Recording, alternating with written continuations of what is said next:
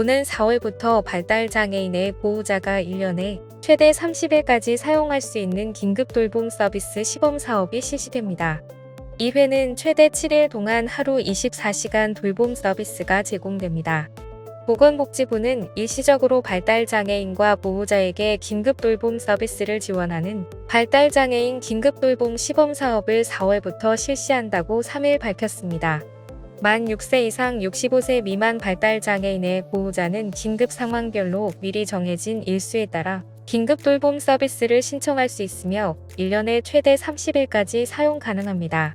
발달장애인 긴급돌봄 서비스 1일 이용료는 15,000원이며 식비는 30,000원으로 이 가운데 본인 부담은 15,000원이고 나머지는 국비로 지원합니다.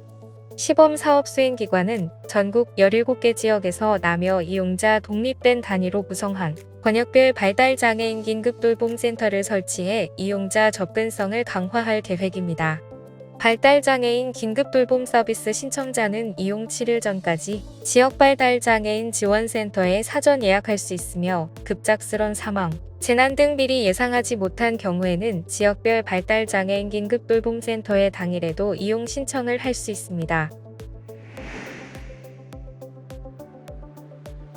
국립중앙박물관은 이용 장벽 없는 스마트 전시관 서비스를 3월 13일부터 관람객에게 제공한다고 밝혔습니다.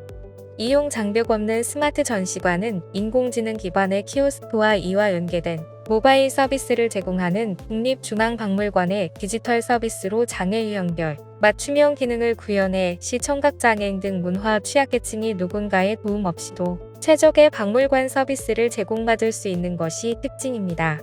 전시관 내 키오스크에서 시각장애인은 인공지능 기반의 음성 안내와 점자 키패드로 정보를 얻을 수 있으며 고령자나 저시력 시각장애인은 화면 글씨 확대와 색상 고대비 화면 등으로 쉽게 정보를 찾아볼 수 있습니다.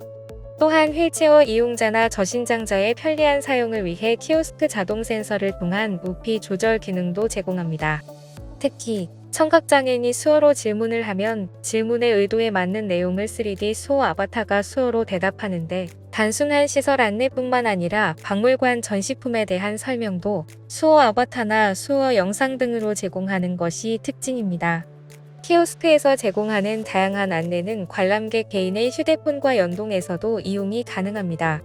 키오스크 화면에 QR코드를 촬영하면 박물관 전시 안내 앱과 연동되며 수어 챗봇 기능을 포함해 추천 동선 안내와 전시품 해설 등을 이용할 수 있습니다.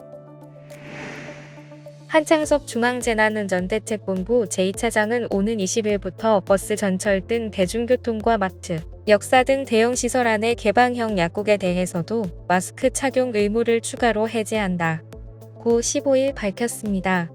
이날 코로나19 중대본 회의를 주재한 한 제2차장은 지난 1월 30일 실내 마스크 착용 의무를 조정한 이후 일 평균 확진자는 38%, 신규 위중증 환자는 55% 감소했고 신규 변이도 발생하지 않았다 며 이같이 말했습니다. 이에 따라 대중교통과 대형시설 안 개방형 약국의 마스크 착용 의무는 해제하지만 일반 약국은 의심 증상자와 고위험군 이용 개연성을 고려해 의무를 유지합니다. 한편 한 제2차장은 다만 혼잡시간대의 대중교통 이용자, 고위험군, 유증상자분들께는 마스크 착용을 적극 권고드린다 고 덧붙였습니다. 만성 신질환자의 빈혈치료제 선택의 폭이 확대됩니다.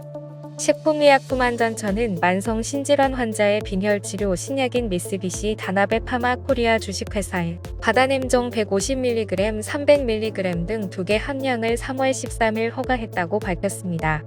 바다냄정은 혈액투석을 받고 있는 만성 신질환 성인 환자의 빈혈치료제로 저산소증 유도인자를 분해하는 프롤린 수산화 효소를 억제해 적혈구 생성을 촉진하는 효과를 가지고 있습니다. 식약처는 안전성 효과성이 확인된 치료제가 신속하게 공급되도록 노력하겠다 고 밝혔습니다. 지금까지 장애인생활신문 편집국에서 전해드렸습니다.